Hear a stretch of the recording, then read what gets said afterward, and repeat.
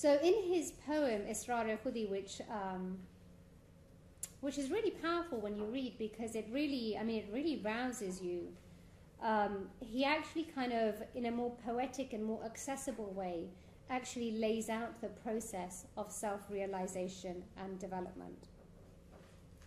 And I think in reading it, you have to really think about the context that Iqbal was in.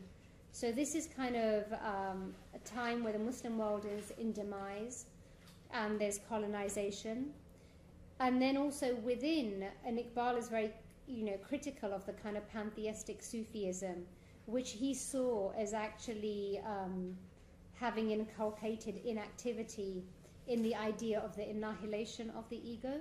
So he sees that the Muslim world has really gone to sleep, and he partly blames an interpretation of Sufism for that, in its emphasis on kind of the annihilation of the self.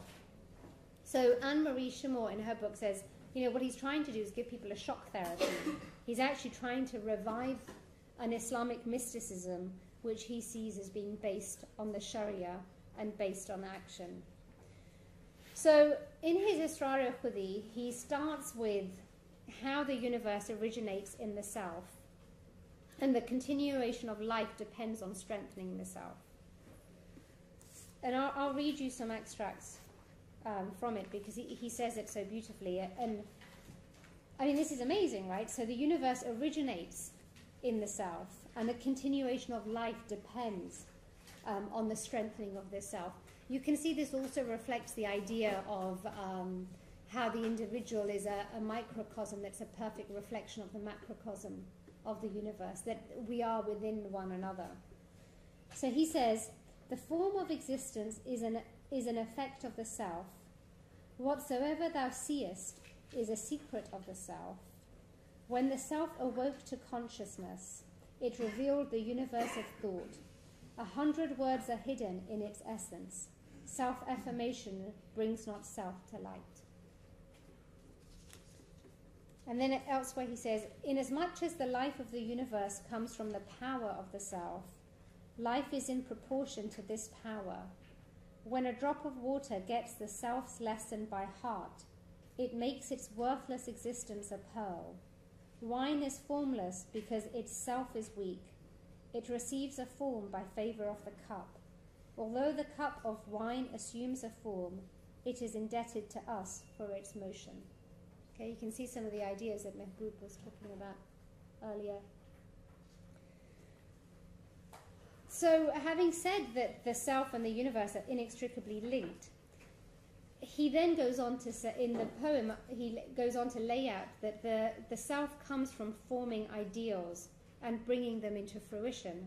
And in that way, he sees desire and direction and purpose as being absolutely crucial. So he says, life is preserved by purpose. Because of the goal, its caravan bell tinkles. Life is latent in seeking. Its origin is hidden in desire. Keep desire alive in thy heart. And again, you can see this is kind of contrary to the idea of the annihilation of the self, or so it would seem. I'll say a bit more about that afterwards, because I'm not convinced personally that actually Iqbal is talking about a completely different process. I think he might go at it from a different direction, but I'm not sure it's a completely different process. So he then says, what is it then that helps develop this self? And he says what gives this self strength is love, the love of God. And that's independence. It's that strong burning desire to assimilate and absorb oneself in God.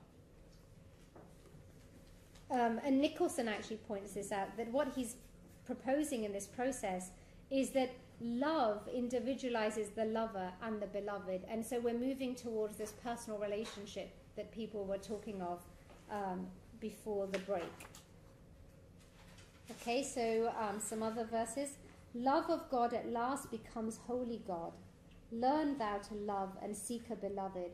Seek an eye like Noah's, a heart like Job's. Transmute thy handful of earth into gold. Kiss the threshold of a perfect man like Rumi. Light the candle and burn rum in the fire of Tabriz. There is a beloved hidden within thine heart.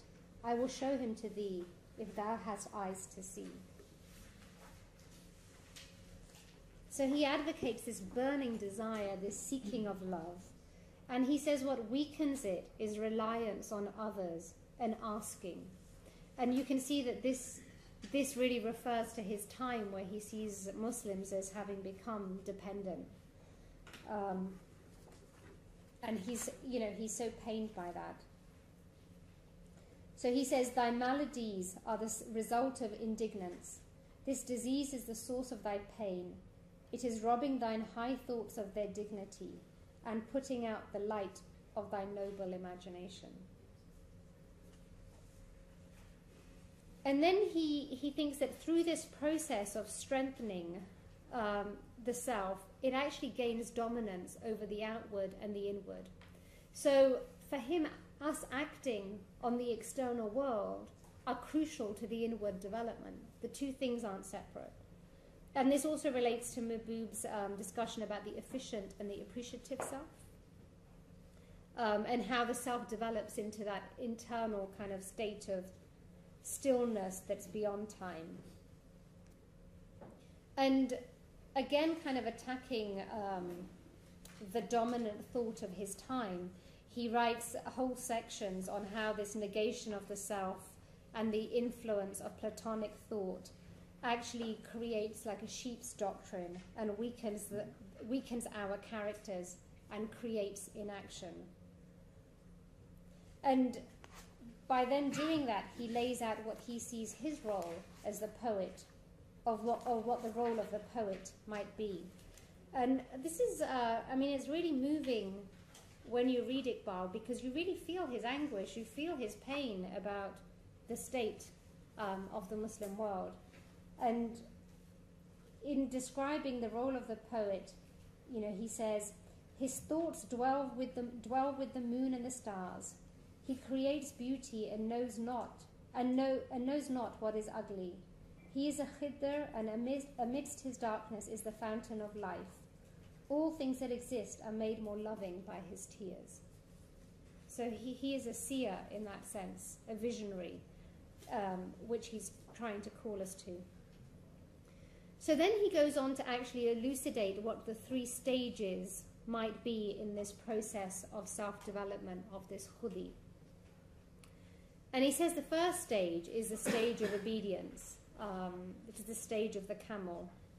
So through obedience and following the laws of Sharia, Iqbal thought man could actually achieve an elevated status. So he calls us to discipline.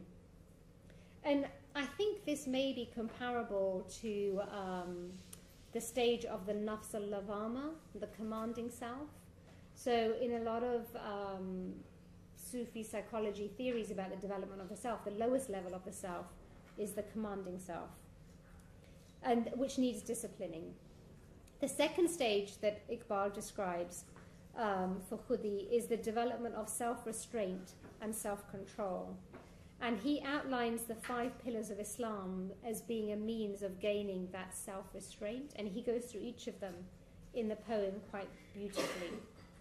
And then the final stage is the stage of divine vice-regency of man on earth. And he again alludes to the story of Adam and how Allah gave Adam the name of all things so that he could be the vice-regent. And he argues that this is the stage that we need to be working towards or setting our sights on.